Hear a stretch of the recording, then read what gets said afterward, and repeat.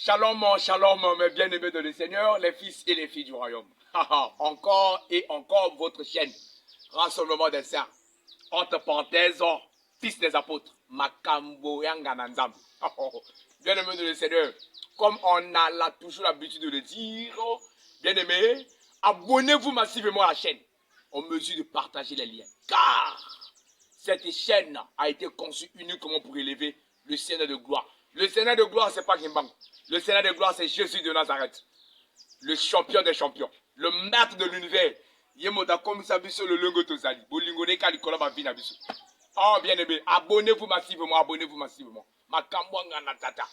Bien-aimé, nous sommes là pour partager un thème avec tous les enfants de Dieu, les enfants d'Abraham.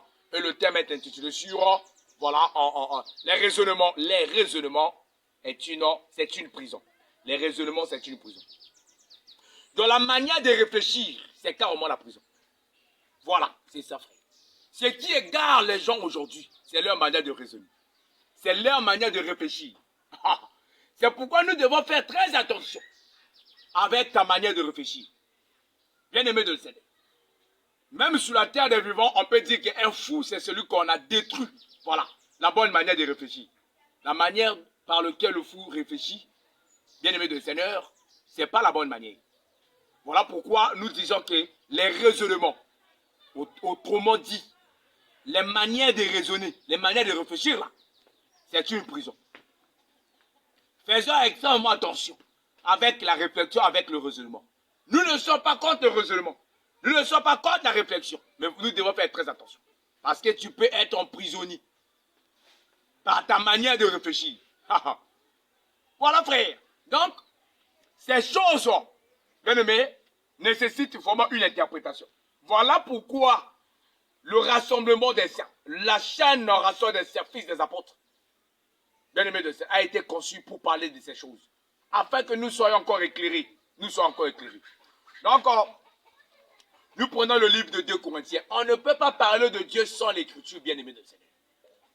On ne peut pas parler du Seigneur sans l'écriture. Voilà. 2 Corinthiens chapitre 10, le verset 5. Page 1174, verset 8. 2 Corinthiens 10, 5. Je lis la parole du grand roi. La Bible dit, nous renversons les raisonnements. Et toute hauteur qui se lève contre la connaissance de Dieu. Et nous amenons toute pensée captive à l'obéissance de Christ. La parole du grand roi. Là où il y a des enfants d'Élohim. Là où il y a les fils d'Abraham, il y a déjà les acclamations. Il y a déjà les acclamations puisque la parole de Dieu reste la seule chose qui donne la joie dans le cœur des enfants de Dieu. Donc, le frère Paul nous dit, nous renversons les raisonnements. Et toute hauteur qui se lève contre la connaissance de Dieu, et nous amenons toute pensée captive à l'obéissance de Christ. Nous renversons les raisonnements. Donc, il y a des moments où le nous ici est mis pour tous les enfants de Dieu. Ceux qui ont réellement le Saint-Esprit. Dieu leur a donné la capacité de renverser les raisonnements.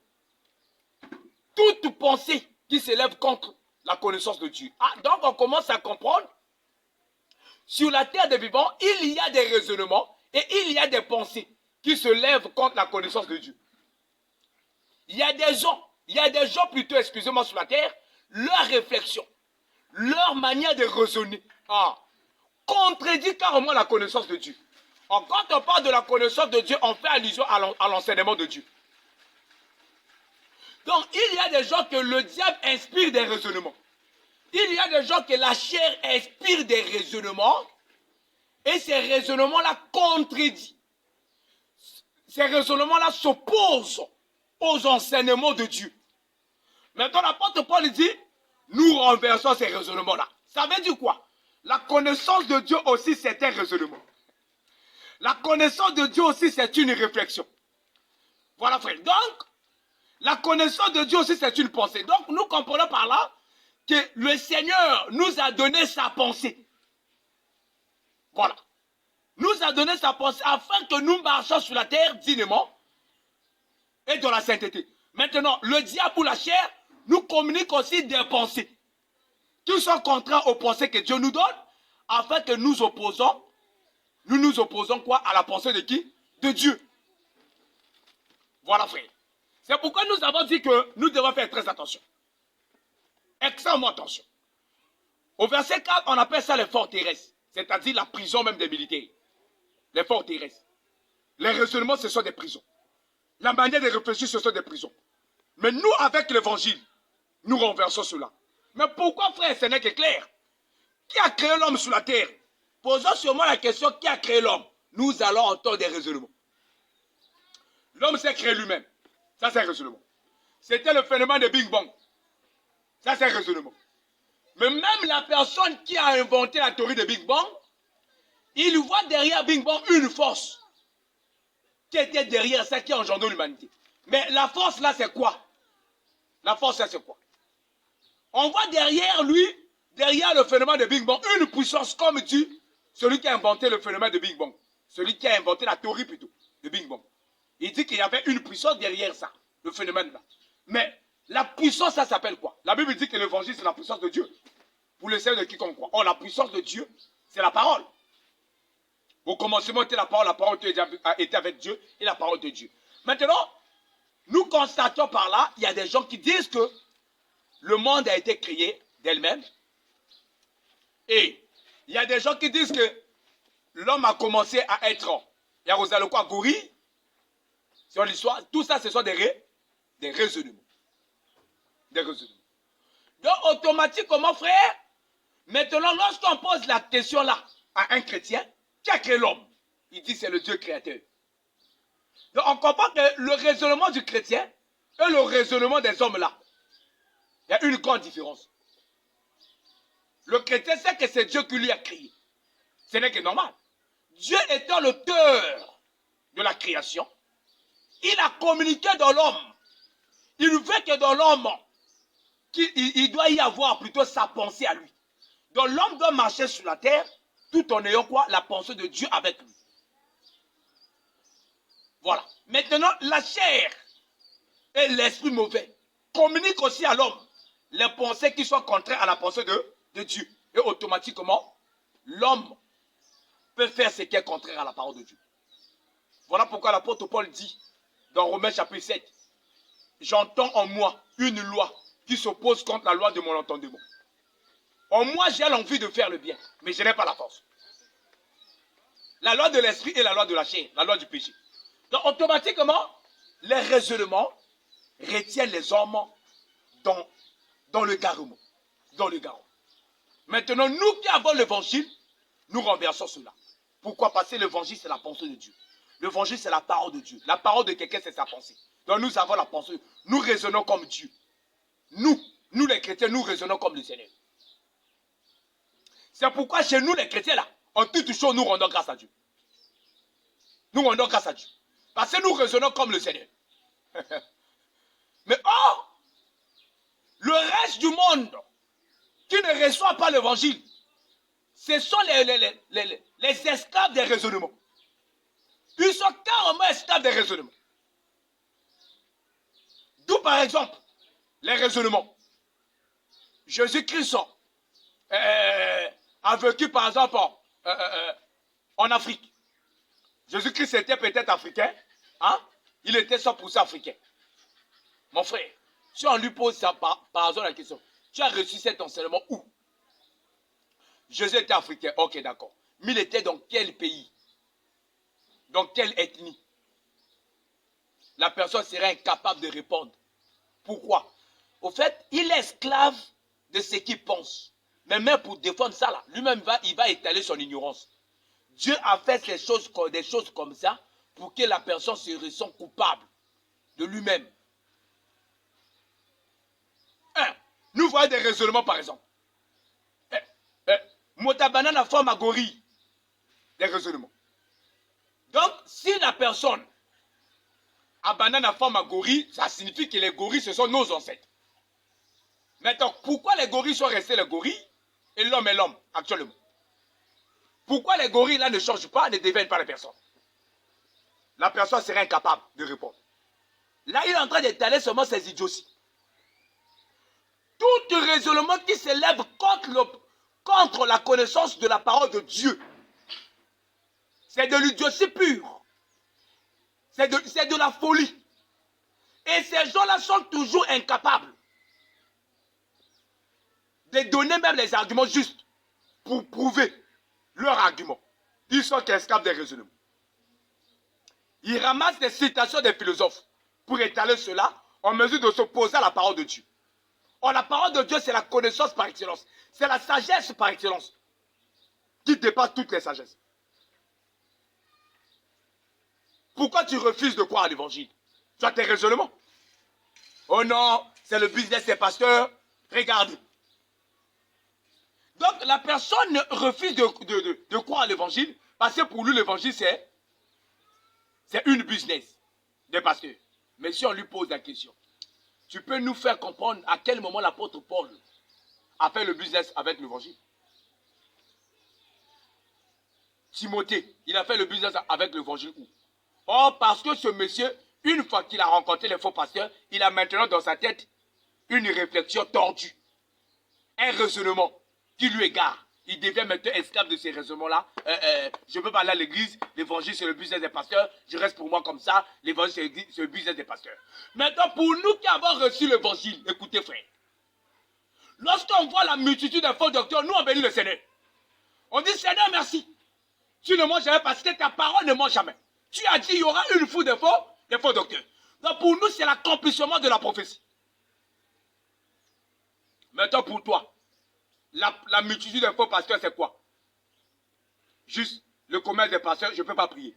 Vous voyez, on n'a pas le même raisonnement. Parce que toi, tu es esclave de ta réflexion. Or, nous, on réfléchit comme les Seigneurs. C'est Dieu qui a dit qu'il y aura une foule de faux docteurs. Voilà pourquoi nous aussi, nous disons Seigneur, merci. Maintenant, nous, avec l'évangile, nous renversons cela. Il n'y a aucune personne sur la terre qui peut débattre avec un vrai chrétien. En ce qui concerne la conscience de Dieu.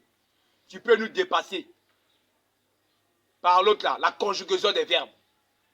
Quand tu t'exprimes en français là, on sent les mots.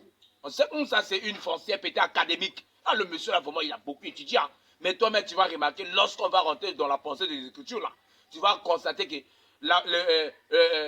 au fait c'est un mystère.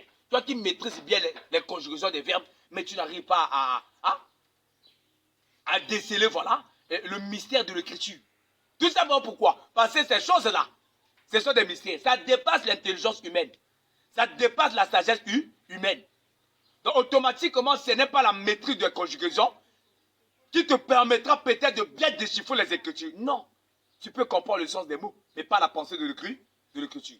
Pour avoir la pensée de l'Écriture, il faudra que le Saint-Esprit lui-même puisse t'éclairer. Voilà pourquoi il y a des gens sur la terre que tu as mandatés pour éclairer ces choses.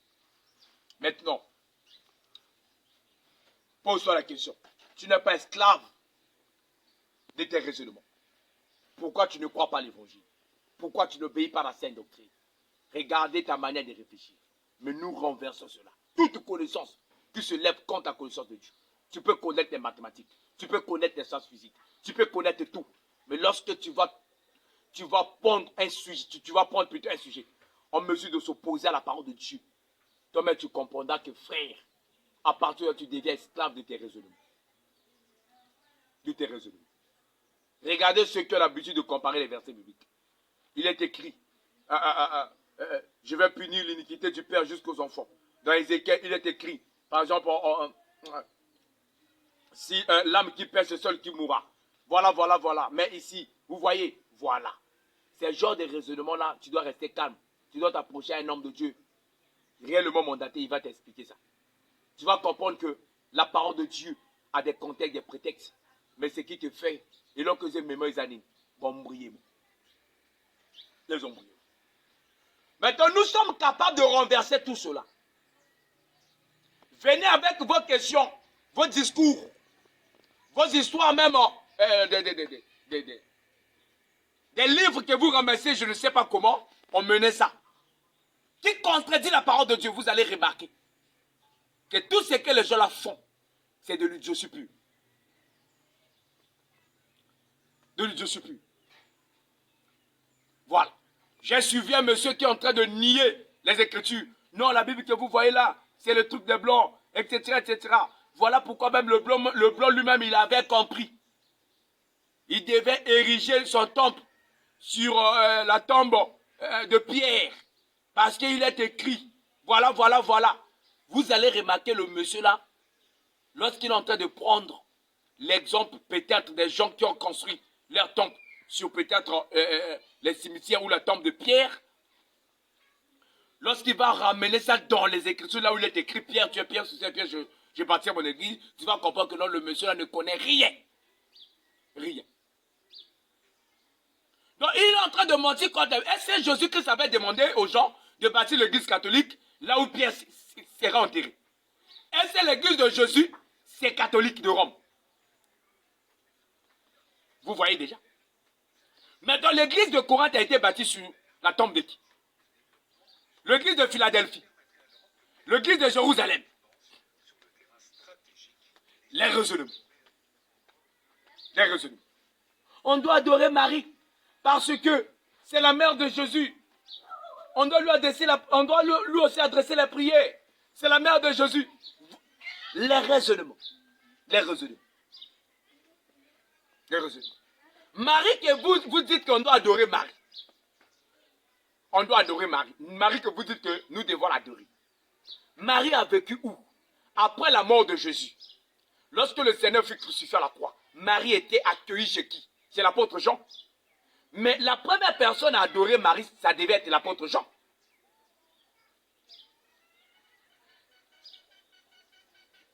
Marie a vécu à l'église prometteuse avec les pierres. Le jour de la Pentecôte, Marie était là. Qui le jour de la Pentecôte avait adoré Marie? Qui s'est prosterné devant Marie pour adorer Marie? Mais d'où vient les cultes de l'adoration de Marie? Il y a des gens qui se rassemblent dans un lieu. Il y a un monument qu'on a érigé là-dessus. Les gens sont derrière ça pour adorer, pour lui donner les prières. Bien aimé dans le Seigneur, ça c'est quel genre de doctrine? Les raisonnements. Vous êtes devenus les esclaves de vos raisonnements. Mais nous renversons cela. C'est pour dire que l'évangile de Dieu ne nous permet pas d'aller adorer Marie. Marie, c'est notre sœur dans le Seigneur. Marie. Elle était instruite dans les enseignements apostoliques. Elle persévérait dans les prières. Ensemble avec les femmes et les apôtres. Personne n'adorait Marie. Personne ne s'est prosterné devant Marie. Vous utilisez la Bible, mais vous adorez encore Marie en utilisant la Bible. Il faut être malade. Regardez comment les gens sont les prisonniers des raisonnements. Oh, nous renversons cela parce que l'évangile de Dieu dépasse tout. C'est la puissance. Nous renversons tout cela. Tout cela. On menait nous-mêmes les documents des Osiris. Là où vous montez que l'histoire de Jésus, c'est le plagiat. Ça a été copié en Afrique avec Isis. On dit que Isis fut ressuscité le 3e jour. L'histoire de la résurrection de Isis. Mais où est-ce que Isis a été? Osiris plutôt a été pendu sur le bois. C'est écrit où? Dans vos livres. Où est-ce qu'il est écrit que Isis, même Horus, est issu d'une femme vierge? Horus, c'est le fils de Isis, non? Selon la mythologie égyptienne, grecque, égyptienne. Mais Isis, c'était une veuve. Ce n'était pas une vierge. Vous avez des mensonges, et vous faites avaler les mensonges chez les ignorants. Pour nous qui avons reçu la parole de Dieu, nous renversons ça. Et nous emmenons toute chose, toute pensée captive à l'obéissance de la parole de Dieu. C'est pourquoi, bien aimé de Seigneur, c'est pour dire tout simplement que les enseignements de Jésus-Christ, l'évangile prêché par les apôtres, demeure le seul message, demeure la seule connaissance exacte pour la connaissance de Dieu, selon la vérité. À part ces enseignements-là, il n'y a pas un autre enseignement qui peut nous faire montrer le Seigneur. 1 Jean chapitre 5, le verset 20, la Bible dit, nous savons que le Fils de l'homme est venu et nous a donné l'intelligence de connaître le véritable. L'intelligence, ça, ce sont les enseignements que Jésus nous a laissés. C'est ça l'intelligence. Maintenant, nous renversons les raisonnements. Et actuellement sur la terre des vivants, beaucoup de gens sont esclaves des raisonnements, esclaves de leurs raisonnements, esclaves de leurs raisonnements, qui s'opposent à la parole de Dieu. Qui s'opposent à la parole de Dieu. La mer rouge n'a jamais existé. C'est juste des inventions. Même l'histoire de la mer rouge, toi-même tu as des problèmes. L'histoire de la mer rouge. La mer rouge se trouve où? Mais va même sur Internet, sur Google. On va te montrer même là où la mer rouge se situe. Bien aimé de Seigneur. Israël n'a jamais été esclave en Égypte. Regardez même d'autres personnes. Israël est devenu une nation en 1940.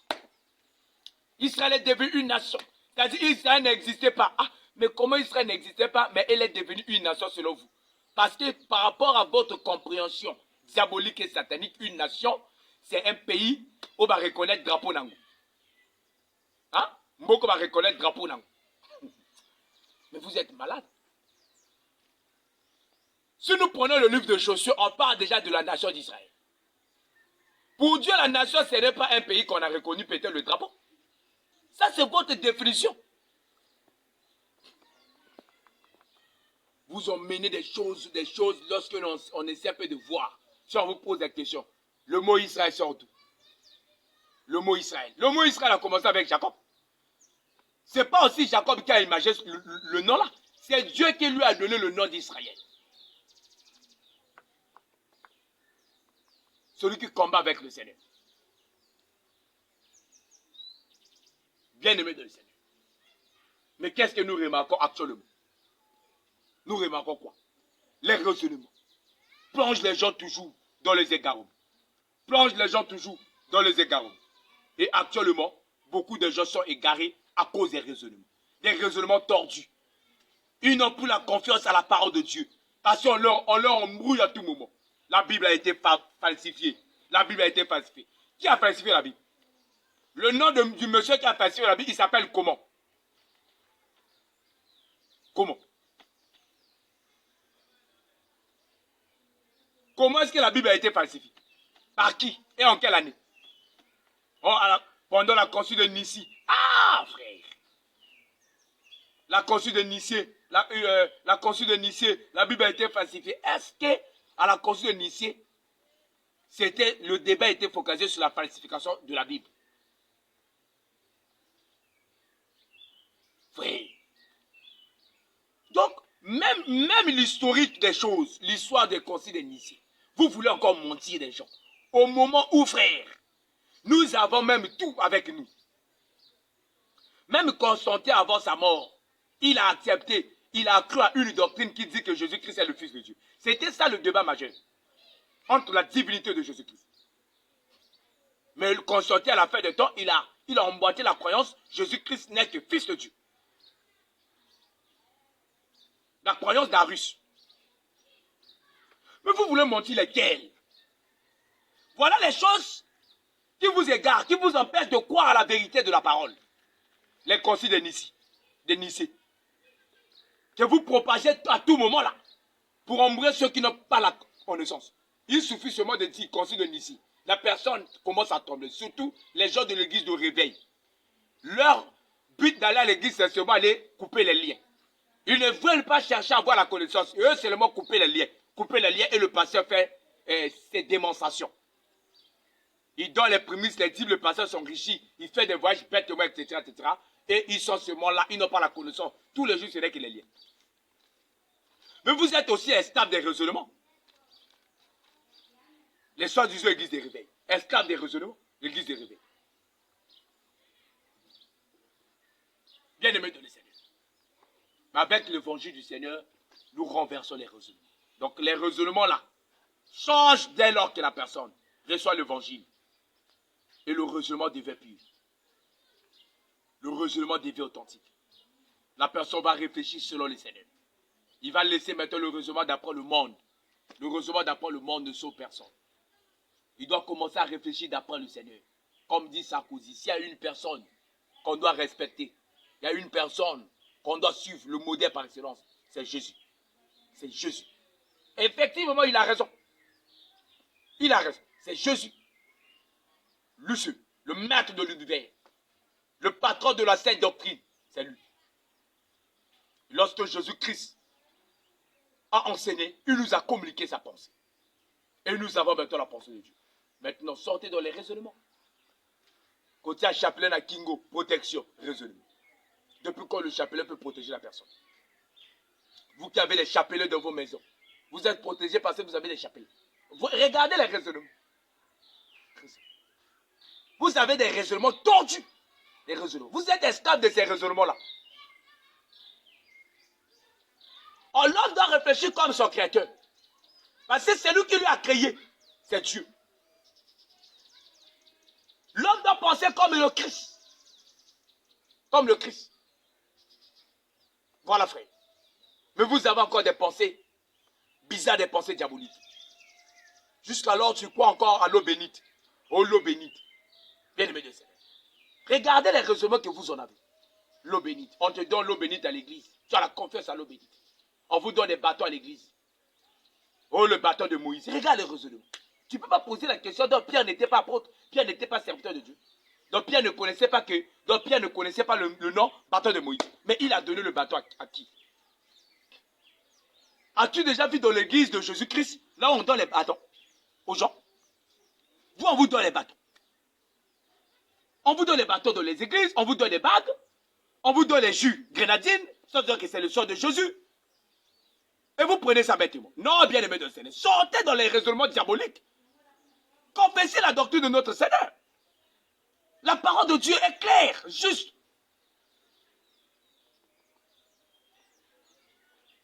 Voilà, frère.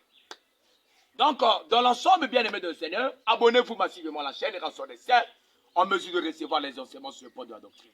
Sortez dans les raisonnements qui s'élèvent contre la connaissance de Dieu, mais respectez la connaissance de Dieu, c'est-à-dire les enseignements de Dieu, qui n'est autre que les enseignements prêchés par Jésus-Christ. C'est ça les enseignements qui sauvent l'humanité tout entière. Il n'y a que ça qui sauve. Que ce soit coréen, égyptien, allemand, et qui que ce soit, vous devez comprendre que seuls les enseignements de Jésus-Christ sauvent. Sortez dans vos raisonnements, dans vos histoires bêtes. Dans vos histoires bêtes. Et vous allez remarquer que le Seigneur va vous éclairer. Vous serez encore intelligent. Mais si vous restez seulement dans vos raisonnements, bien aimé de Seigneur, vous allez commettre de n'importe quoi. Toute votre vie, vous serez qu'esclave des raisonnements. Et la paix, c'est la perdition en fait. Et lorsque même vous essayez un peu de débattre, de défendre vos raisonnements, là, vous comprenez que vous êtes encore malade. L'écriture a commencé en Égypte. L'écriture a commencé en Égypte. Ce sont les écritures hiéroglyphes. Qui vous a dit ça? Qui vous a dit ça? Vous avez ramassé les enseignements là où? Vous voyez déjà les mensonges. Même sur le plan historique, vous-même, vous avez des problèmes. Pourquoi le Seigneur permet que vous étalez vos bêtises là? Tout simplement parce que vous rejetez la connaissance de Dieu. La connaissance de Dieu. Or, c'est la connaissance qui dépasse toutes les connaissances. Soyez humbles. Attachez-vous à Dieu. Vous aurez de la bonne compréhension. Et vous aurez la pensée de Dieu. Vous allez marcher, penser comme lui. Parce qu'il est le seul qui réfléchit bien. Il est le seul qui réfléchit bien. C'est pourquoi il veut aussi communiquer sa pensée là aux hommes qu'il a créés.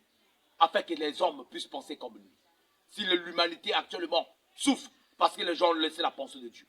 Les gens veulent penser selon eux. Faire les choses selon eux. Or le Seigneur veut que nous pensions comme lui. Afin que nous soyons affermis. Que le Seigneur Jésus-Christ vous bénisse encore abondamment. Bien-aimés de Seigneur, c'est toujours votre chaîne Rassure des Saints. Abonnez-vous massivement, partagez les liens. Pour nos contacts, 06 803 53 57, 06 803 53 57 et 689 39 15. Appelez-nous par nos numéros. Et puis, contactez-nous. On va vous donner notre programme, même des cultes. Venez assister. N'oubliez pas, le 15, nous avons des moments d'enseignement dans notre cellule de Jacopango. À Mikalou, celui de Jacopango de Mikalou, voilà. Précisément à la rue Ngela Kobo. Venez nombreux. Le thème est intitulé La différence entre la dot et le mariage. La dot et le mariage, deux choses différentes. La dot et le mariage, deux choses différentes. Venez nombreux écouter la chose sur place. Venez nombreux. Donc le 15 là, on va se rencontrer dans notre lieu de culte. Pour ne pas dire notre église, parce que l'église c'est nous-mêmes. Donc l'église va se rencontrer là-bas, à la ruelle là, en mesure de célébrer Jésus. Donc venez nombreux pour écouter la chose. Merci, Dieu vous bénisse. Shalom, shalom. Merci.